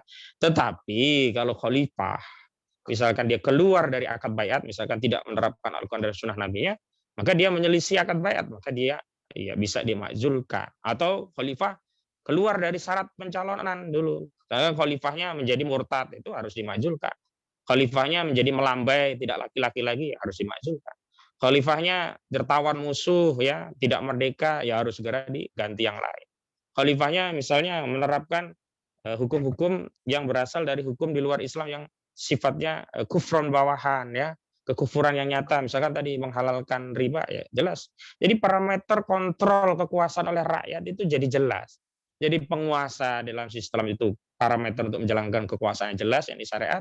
Rakyat juga untuk mengontrol kekuasaan berjalan juga syariat. Jadi kedua-duanya itu sedang mencari ridha Allah dengan mentaati syariat. Jadi ketika rakyat mengontrol penguasa, pamrihnya itu adalah mencari ridha Allah. Dan ketika kekuasaan sedang menjalankan syariat, juga pamrihnya mencari ridha Allah. Maka terjadi hubungan yang harmoni ya dalam sistem Islam antara rakyat dengan penguasa, karena mereka menyadari semata-mata hidup di dunia itu dalam rangka mencari ridha Allah, dan dalam urusan kemaslahatan umum, kemaslahatan rakyat, mereka perlu ya berinteraksi dalam bentuk kekuasaan, dan itu juga sudah dicontohkan oleh Nabi SAW yang akhirnya membentuk negara di Madinah dan dilanjutkan oleh para khalifah sesudahnya. Dan sistem ketatanegaraan Islam itu selalu diwariskan turun temurun dan tidak pernah berubah. Konsep kedaulatan syariat itu tidak pernah berubah. Kepemimpin kaum muslim itu adalah khalifah juga tidak pernah berubah, dan kaum muslimin tidak boleh kosong lebih dari 3 hari dari kekuasaan, itu tidak ada perubahan. Nah, kalau dalam sistem politik kita memang sisi lain saya sependapat, memang kalau terjadi penundaan itu akan terjadi kekosongan. Dan di dalam konstitusi itu memang belum diatur rincian kalau terjadi penundaan ya, bagaimana kondisinya. Kalau yang ada itu kan kalau terjadi pemakzulan. Kalau terjadi pemakzulan kan penguasa ad interim itu kan ada Menlu, Mendagri sama Menhan. Dan kemudian punya tugas utama segera untuk memilih calon penggantinya, dan setelah itu kembali ke normal. Itu kan dalam kondisi kalau presidennya misalkan dimakzulkan atau bagaimana begitu. Tapi kalau dalam konteks tunda pemilu memang tidak ada, karena legalitas kekuasaan seorang presiden itu melalui pemilu.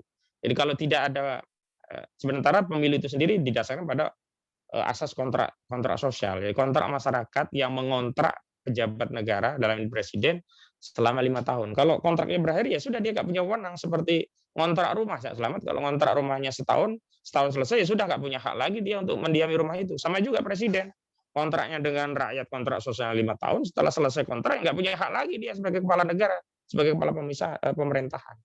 Nah, di titik itu saya kira selain apa yang disawarkan oleh Dr. Taufik tadi ya tentang narasi perubahan melalui proses pemakzulan, saya justru punya alternatif untuk menawarkan solusi yang lebih komprehensif, yakni bagaimana kita mengedukasi umat itu dengan sistem ketatanegaraan Islam, dengan visi Islam yang saya kira ini akan menjadi jawaban bukan hanya soal kegentingan memaksa terkait Perpu, tapi jawaban terhadap berbagai problematika yang sebenarnya saat ini mendera kita di negeri ini, juga negeri-negeri kaum muslimin lainnya. Begitu, Cak. Ya, terima kasih Bang Ahmad Konstantine. Saya akan beralih sedikit ke Dr. Muhammad Soleh, Dr. Muhammad Taufik ya. Monggo. Iya, Dr. Muhammad Soleh masih monitor, Dokter? Ya, Iya, Dr. Muhammad masih Soleh. Pak. Iya, sudah ada upaya untuk mengajukan gugatan judicial review di aspek formil beberapa pihak terhadap Perpu nomor 2 tahun 2022. Menurut Anda seperti apa kansnya, dan seperti apa sebenarnya dinamika yang terkait dengan judicial review pada aspek formil Undang-Undang nomor 2 tahun 2022 ini, Dr. Muhammad Saleh? Baik, terima kasih, dan saya memang agak pesimis juga nanti uji terhadap JR terhadap Perpu bisa dikabulkan oleh Mahkamah Konstitusi. Sebenarnya kalau kita konsisten kepada putusan nomor 91, maka mestinya MK adalah mengabulkan permohonan sehingga menyatakan bahwa Perpu 2 2022 itu adalah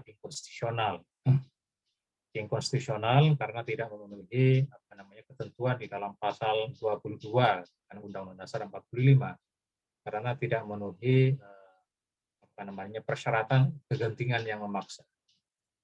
Nah, itu secara konstitusi harusnya bisa dikabulkan permohonannya. Tapi kalau kita melihat bahwa sekarang salah satu hakim Mahkamah Konstitusi sudah diberhentikan ya dengan secara inkonstitusional. Jadi sejarahnya ini bukan hanya lahirnya Perpu 2 saja, tapi sejarah pembangkangan juga ada di dalam pemberhentian hakim konstitusi. Namanya Aswanto, Dokter. Aswanto. Ya, sekarang sudah diganti oleh Prof. Guntur yang sebelumnya adalah Sekjen Mahkamah Konstitusi. Dan memang Aswanto adalah menjadi salah satu hakim yang mengajukan dissenting opinion bahwa bukan dissenting opinion, bahwa Hakim Aswanto juga menyatakan inkonstitusional bersyarat atas Undang-Undang 11 2020, sehingga karena secara konstelasi hakim konstitusi memungkinkan nanti kalau Aswanto tetap ada di Mahkamah Konstitusi, kemungkinan nanti Perpu tidak akan lolos. Mungkin ada konfigurasi politik di dalam background lahirnya Perpu 2 2022, sehingga dengan tidak adanya Aswanto nanti kemungkinan besar Perpu yang diajukan CR kepada Mahkamah Konstitusi akan ditolak. Mungkin nanti antara 5-4 lah, 5 yang menolak, kemudian 4 mengabulkan. Kira-kira seperti itu. Kalau di Perpu di Undang-Undang Cipta Kerja adalah 5 yang mengabulkan, kemudian 4 yang menolak, yang mengajukan dissenting opinion. Jadi kemungkinan besar nanti saya memprediksi putusan Mahkamah Konstitusi akan menolak dan menyatakan bahwa Perpu 2 2022 itu sudah memenuhi putusan Mahkamah Konstitusi tahun 2009, karena tafsir itu kan seringkali diubah oleh Mahkamah Konstitusi. Jadi meskipun Mahkamah Konstitusi sebagai the guardian of the Constitution, sebagai pengawal konstitusi dan menjadi penafsir final atas konstitusi, tapi Mahkamah Konstitusi seringkali mengubah pendirinya di dalam berbagai putusannya, sehingga bisa saja nanti Mahkamah Konstitusi akan membuat kriteria memperluas atas kegentingan yang maksa, dan itu menjadi tafsiran baru nanti di dalam perbincangan kita mengenai pasal 22. Dan karena memang sekarang saya katakan bahwa rezim pemerintahan sekarang bukan the rule of law yang ditegakkan, tapi the rule of man dan the rule by law. Jadi pemerintahan berdasarkan kekuasaan manusia, kekuasaan penguasa, ya, presiden, DPR, hakim, dan sebagainya. Dan juga hukum itu dijadikan instrumen untuk kekuasaan. Itu yang kemudian disebut sebagai the rule by law. Hanya sebatas instrumen saja. Sehingga kita kecil meskipun mengajukan kepada Mahkamah Konstitusi, dan ya tidak ada salahnya memang ada yang mencoba untuk menguji Perpu 2 2022 kepada Mahkamah Konstitusi. Seperti itu, Pak. Selamat. Ya, kalau melihat profil yang ditunjukkan oleh Perpu yang diproduksi oleh rejim era Presiden Jokowi ini, setidaknya diimplementasi oleh 3 Perpu yang Anda jelaskan tadi.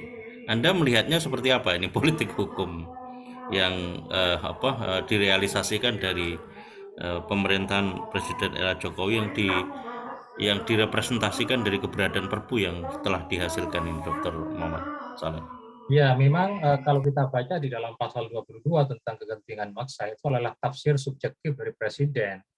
Sehingga memang, tetapi kemudian Mahkamah Konstitusi sebenarnya telah membantu tafsir subjektif Presiden terhadap pasal 22 dalam hal kegentingan yang maksa. Tapi kemudian banyak sekali perpu yang dikeluarkan oleh Presiden melenceng dari putusan Mahkamah Konstitusi. Misalnya yang tadi dikatakan Perpu tentang ormas misalnya, itu kan sangat tidak rasional, tidak masuk akal. Kenapa? Karena tidak ada kekosongan hukum. Tidak ada kegentingan maksa. Artinya kalau dibuat undang-undang itu sangat bisa untuk dibuat, dan itu juga lagi-lagi tidak memenuhi putusan Mahkamah Konstitusi. Sehingga saya katakan ini adalah akibat dari lemahnya pengawasan DPR, tidak berfungsinya fungsi kontrol dari DPR sebagai mekanisme check and balances. Sehingga harusnya ketika ada Perpu yang dibuat oleh Presiden, maka yang mengobjektifkan adalah DPR. Sayangnya ketika masuk ke DPR tambah subjektif. Jadi bukan menjadi objektif.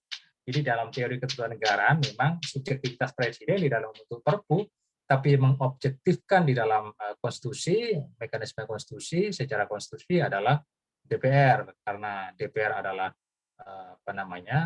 koalisi dari pemerintahan Jokowi, maka sebenarnya tidak ada objektivitas di dalam penilaian terhadap Perpu.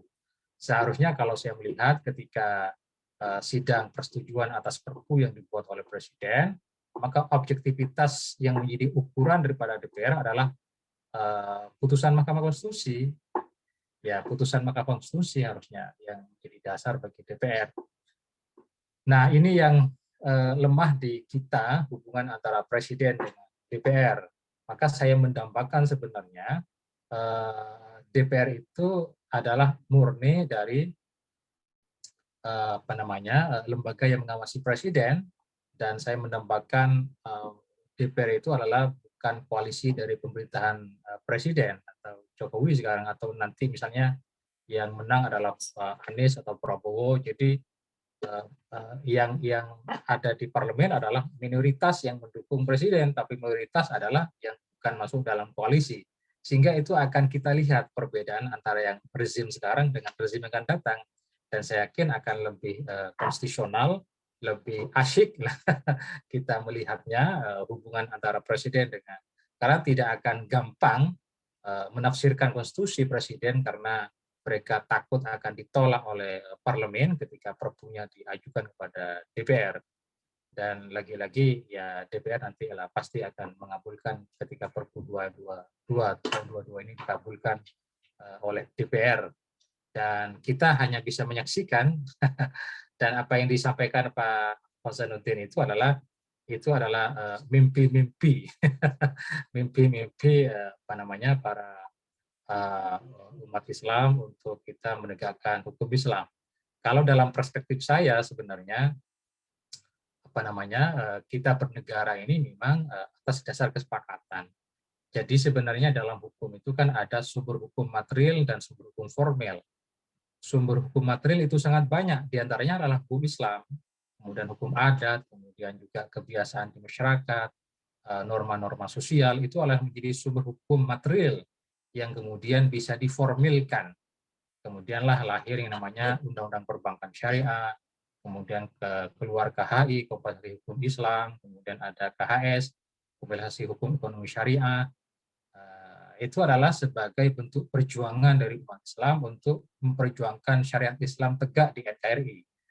Nah, saya memang tertarik dengan pendapatnya Soekarno ketika beliau bicara di sidang BPUPKI pada tanggal 1 Juni 45, beliau mengatakan bahwa jika umat Islam ingin memperjuangkan ajaran-ajaran Islam, maka harus diperbanyak di parlemen. Harus diperbanyak, jadi harus bertarungnya di parlemen. Semakin banyak umat Islam di parlemen, maka harusnya syariat Islam itu akan tegak di Nusantara, di Indonesia. Sayangnya partai-partai Islam ini kan pecah. Nah, itu yang kita sayangkan. Jadi bukan partai nasionalis yang banyak pecah, justru partai Islam yang banyak pecah. Kan partai di Indonesia itu hanya dikelompokkan jadi 3, yang lain hanya pecahan-pecahan saja.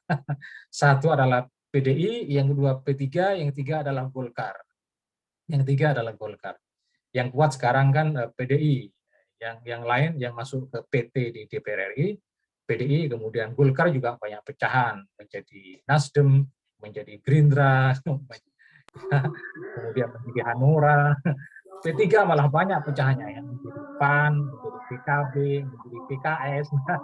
Jadi kita umat Islam pun tidak bersatu. Bagaimana bisa menang di parlemen, memperjuangkan, memasukkan hukum-hukum Islam sebagai sumber hukum material di dalam pembentukan undang-undang kalau kita tidak mengisi di kursi DPR.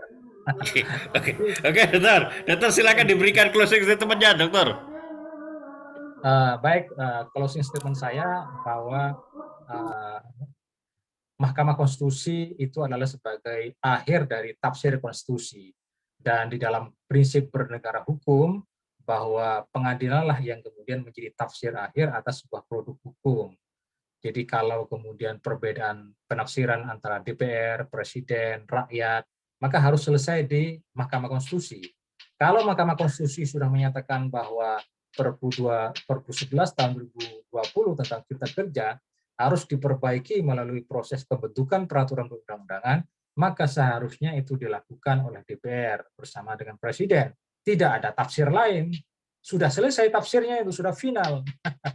Maka tidak boleh kemudian presiden menafsirkan lain, DPR menafsirkan lain. Jadi kalau nanti DPR ingin tidak dikatakan membangkang juga terhadap putusan Mahkamah Konstitusi, jadi kalau sudah sekarang presiden dikatakan membangkang karena membentuk Perpu, maka nanti kalau DPR menyetujui atas Perpu menjadi undang-undang, maka DPR juga sama membangkang terhadap putusan Mahkamah Konstitusi.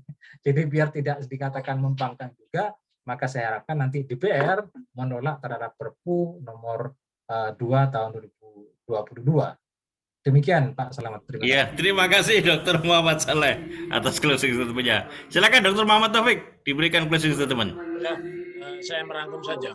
Jadi kalau kita melihat Mahkamah Konstitusi itu di era reformasi kan fungsinya adalah menjalankan tugas mengawal konstitusi Indonesia untuk memastikan apakah konstitusi Indonesia ini dilaksanakan secara penuh dan bertanggung jawab atau tidak, ya. Oleh karenanya putusan-putusan Mahkamah Konstitusi mencerminkan jaminan yang disebut sebagai Constitution Justice Value, baik di dalam perkara pengujian terhadap Undang-Undang Dasar 45 maupun dalam perkara perselisihan hasil pemilihan umum. Karena itu dua tugas utama selain impeachment yang dijalankan oleh semua pihak yang terkait dengan putusan tersebut. Namun kita lihat di dalam praktek, ya, tak jarang memunculkan sesuatu terbalik. Terbaliknya apa? Misalkan MK sudah ada putusan, Peradi itu independent state organ, tapi Mahkamah Agung tiba-tiba bikin SE nomor 073 yang menyebabkan advokat itu banyak sekali, misalkan seperti itu. Nah, saya akan coba bagaimana 3 hal yang harus dilakukan. Pertama, bentuk-bentuk tindakan constitution disobedience terhadap putusan Mahkamah Konstitusi. Artinya lembaga-lembaga yang mengabaikan putusan MK itu seperti apa. Kemudian implikasi dan tindakan dari constitution disobedience tersebut. Dan yang ketiga, bagaimana sanksi terhadap tindakan lembaga yang melakukan constitution disobedience. Saya ingin sampaikan bahwa presiden itu punya 2 fungsi.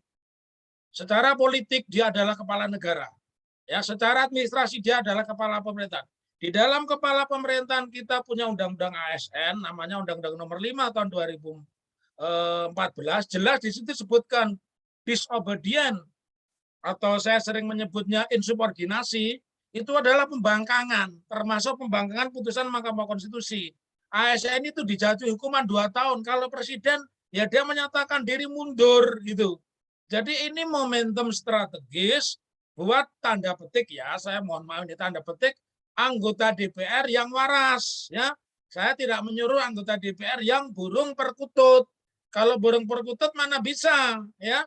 Jadi ini adalah sikap disobedient, ya. Undang-Undang Nomor 5 2014 memberikan sanksi 1 tadi kepala pemerintahan dan kepala negara. Kepala pemerintahan termasuk pimpinan ASN yang membangkang bisa dijatuhi sanksi 2 tahun. Sanksi 2 tahun berarti mengundurkan diri. Jadi itu closing statement saya sekarang, bahwa pintu masuk untuk meminta presiden mengundurkan diri adalah dia melakukan constitution disobedient. Dia melakukan pembangkangan dan sebagai kepala ASN bisa dijatuhi sanksi 2 tahun. Karena 2 tahun sudah mau terlewati, ya mundur aja lah. Ya, jadi itu putusan yang harus bisa dijalankan. Kalau tidak, ya street parlemen. Demikian, semoga kita tercerahkan dan selalu menjadi manusia merdeka. Terima kasih Dr. Muhammad Taufik. Silakan Bang Ahmad Qasiruddin, silakan closing statement-nya. Ya, saya pastikan uji perpu ini nanti kehilangan objek. Jadi presidennya itu di MK kalau perpu diuji tidak buru-buru diadili, tapi dibiarkan pemohon numpuk-numpuk. Kadang-kadang ada modus memasukkan pemohon terkait nanti pihak-pihak yang nggak ada kepentingan masuk sehingga membuat proses peradilan di MK mundur. Kadang-kadang sampai pada proses pemeriksaan bukti, saksi, dan ahli, tapi belum ada putusan, tiba-tiba perpu tadi disahkan oleh DPR menjadi undang-undang. Akhirnya amsyong, ya, pemohon di MK itu kehilangan objek, ya. Jadi di NU karena kehilangan objek begitu. Karena akhirnya itu jadi undang-undang. Ini praktiknya memang begitu. Jadi tidak berandai-andai, nanti akan menjadi pembangkangan DPR. Sudah lanjutan saja lah. Kalau orang di lapangan itu, Cak, kita kan melihat presiden. Karena banyak teori-teori itu di kampus nggak kepakai kalau sudah di lapangan. Karena mainnya sudah kasar banget kalau di lapangan. Nah, selanjutnya saya malah memberikan rekomendasi demikian. Kalau memang kita sudah takar ujung seperti itu, maka tadi saya mengajak untuk membuat kita menjadi barisan opini yang bisa memaksa, ya, organ-organ struktural itu agar menjalankan aspirasi rakyat. Nah, mereka sebenarnya orang di DPR itu ngitung, Cak, kalau aspirasi masyarakat yang menghendaki presiden dihukum itu lebih besar lagi, mereka juga nggak berani ambil resiko. Nah, tinggal kita hitung backup kekuasaan dengan aspirasi rakyat itu berat mana. Kalau bandul politiknya masih kuat backup kekuasaan, ya jalan ya. Skenario seperti yang saya sebutkan tadi. Perpu nanti disahkan jadi undang, pemohon di MK kehilangan objek. Nah, baru nanti kalau mau nguji lagi sudah jadi undang-undang. Itu yang akan terjadi. Tapi kalau nanti bandul politiknya berubah dengan kita edukasi rakyat bahwa Perpu ini sebuah pembangkangan terhadap konstitusi dan ada celah konstitusi untuk mengajukan presiden kalau dia melakukan pembangkangan karena itu merupakan perbuatan tercela sebagaimana diatur pasal 7A Undang-Undang 1945. Saya harapkan sih ini bisa merubah konstelasi bandul kekuasaan politik sehingga bisa melakukan perubahan. Tapi di sisi yang lain saya justru tertarik untuk menawarkan perubahan yang sesungguhnya. Jadi kalau tawaran Soekarno itu dilaksanakan, saya kira sudah banyak yang melaksanakan, sudah banyak ya umat Islam masuk parlemen. Alih-alih merubah keadaan, tapi banyak juga yang kemudian larut dalam kekuasaan. Partai-partai Islam juga banyak juga yang kena korup dan seterusnya. Maka saya justru melihat dari sisi yang lain, kenapa enggak kita coba dari cara yang lain, perspektif yang lain, di mana kita mengikuti jalan Rasulullah SAW yang tidak larut dalam kekuasaan, tapi membersamai umat, terus membersamai umat, sampai pada pilar-pilar kekuasaan itu memberi dukungan kepada tegaknya sistem yang baru. Karena kalau kita menggunakan Islam, maka tidak diakui sumber hukum yang lain. Tidak ada sumber hukum material kecuali wahyu. Maka seluruh aturan itu harus bersumber daripada wahyu. Jadi yang tunduk itu bukan hanya perbankan syariat, semua. Pidana juga harus dengan syariat. Ya. Jadi kalau dengan pidana Islam, kasus Baradae itu seminggu selesai itu kasus sudah diakui. Dalam Islam itu pengakuan sudah menjadi pembuktian sempurna. Ya perlu alat bukti yang lain, tidak perlu saksi ini saksi itu sudah diakui selesai langsung. Keluarga korban memaafkan tidak. Kalau memaafkan bayar diat. Kalau tidak memaafkan minta dikisos ya bunuh selesai Sambo biar nggak ada lagi sambu-sambu. Nah, sekarang kalau dengan sistem yang sekarang ini justru kasus Sambo narasinya ada rencana yang menurut saya ada narasi rencana jahat yang ingin ya meringankan lah kalau membebaskan enggak meringankan Sambo dan agar Sambo tidak kena hukuman mati atau penjara seumur hidup. Bisa dengan modus memalingkan dari pasal 340 menjadi 338 atau dengan cara-cara yang lain dan itu reconditioningnya sudah dimulai dengan pembocoran ya bahasa saya pembocoran video yang diduga komunikasi antara hakim dengan kabar reskrim. Walaupun nanti saya meyakini hasil akhirnya bahwa video tadi diakui sebagai hoax sehingga tidak ada tindak lanjut. Nah, di titik itulah saya kira justru mimpi-mimpi umat Islam ingin kembali ke syariat Islam yang utuh itulah yang perlu kita gali. Jangan-jangan ini kalau bagi pihak-pihak yang belum masuk ke sana ya, jangan-jangan ini adalah solusi sesungguhnya. Sementara bagi kita yang meyakini itu justru jalan ini yang harus terus kita tempuh. Terbukti jalan-jalan yang direkomendasikan Soekarno itu adalah jebakan politik. Sebagaimana Barat menjebak umat Islam untuk ikut dalam sistem demokrasi dengan dalih kalau parlemen dikuasai maka umat Islam bisa menegakkan sistem Islam. Faktanya ketika parlemen dikuasai, Barat ya demokrasi tidak menghendaki syariat bisa diterapkan. Partai FIS di Aljazair ya sudah menang mutlak, akhirnya juga dikudeta oleh Barat ya. Palestina ya, Hamas juga begitu. Dan dulu juga kita sudah tahu saat Partai Masyumi menang juga dikudeta oleh Soekarno dengan dekret. Kan jahat itu Soekarno. Harusnya dia tidak bisa. Karena kekuasaan saat itu sudah dikuasai parlemen oleh Masyumi. Tapi karena sistem ini tidak pro terhadap sistem Islam, demokrasi memang tidak kompatibel, dan Islam itu punya sistem sendiri, yakni sistem khilafah, maka sistem demokrasi itu pasti akan memangsa nilai-nilai Islam, dan hanya disisahkan yang eksis hal-hal yang sifatnya formalis saja ya. Nikah, talak, rujuk, itu dipertahankan itu. Tapi kalau sudah masuk pada ya pengelolaan energi misalkan al-muslimuna syurakau fi salasil bil ma' wal kala' wan nar ya, pengelolaan tambang itu tidak boleh oleh swasta asing korporasi ya. Pasti mereka berontak, nggak mau mereka, nggak kehilangan tambang-tambang mereka kalau diatur sesuai dengan Islam. Nggak mau Amerika dan Cina itu kehilangan pengaruhnya di negeri ini karena mereka bisa berpengaruh di negeri ini karena sistem politik demokrasi itu yang meniscayakan oligarki berkuasa karena kedaulatan rakyat itu hakikatnya adalah kedaulatan kapital dan hakikatnya adalah kedaulatan oligarki. Di mana proses konversi kedaulatan rakyat menjadi kedaulatan kapital pada saat pemilu. Nah, di pemilu itulah ya suara rakyat, kedaulatan rakyat dibeli oleh kaum kapital dan setelah menjadi anggota DPR atau setelah berkuasa maka penguasa itu tidak lagi ya berkhidmat kepada rakyat yang memilihnya karena dianggap kedaulatan rakyat itu sudah dibeli dengan kapital. Selanjutnya mereka hanya fokus berkhidmat untuk melayani kepentingan oligarki dan saya kira ini menyakitkan kalau kita terus-terus begini. Jadi ada solusi antara yang saya sebutkan dengan Pak Taufik tadi saya kira sejalan dan ini ada solusi lain yang tentu saja bisa jadi perbendaharaan solusi yang bisa jadi bahan kita berdiskusi. Terima kasih. Assalamualaikum warahmatullahi wabarakatuh. Waalaikumsalam warahmatullahi wabarakatuh. Dan semuanya ini adalah bagian dari dialektika diskursus yang semata-mata di dalam rangka untuk bisa mewujudkan pencerahan kepada umat, penyadaran kepada umat. Dan saya sampaikan terima kasih secara khusus kepada Dr. Muhammad Taufik, sarjana hukum, master hukum. Saya sampaikan juga terima kasih kepada Dr. Muhammad Saleh, sarjana hukum, master hukum. Semoga kita bisa silaturahmi secara offline dengan beliau-beliau. Sampai sekarang masih belum bisa, Dr. Muhammad Taufik juga sudah. Dan saya sampaikan jazakallah khairan kepada Bang Ahmad Hosinuddin. Semuanya saya kira ini adalah dalam rangka memberikan kontribusi positif intelektual kepada persoalan yang ada sekarang, terutama persoalan yang mendera di negeri kita, yang direpresentasikan oleh gestur penyelenggaraan negara oleh para penyelenggara negara. Sekali lagi ini adalah bentuk kontribusi positif intelektual yang bisa ditakar, dan ini adalah bagian dari upaya untuk semata-mata mencari ridha Allah Subhanahu wa taala. Jadi saya sampaikan ihdinas shiratal mustaqim, billahi taufik wal hidayah. Wassalamualaikum warahmatullahi wabarakatuh. Merdeka, katanya Pak. Merdeka berpikir. Terima kasih.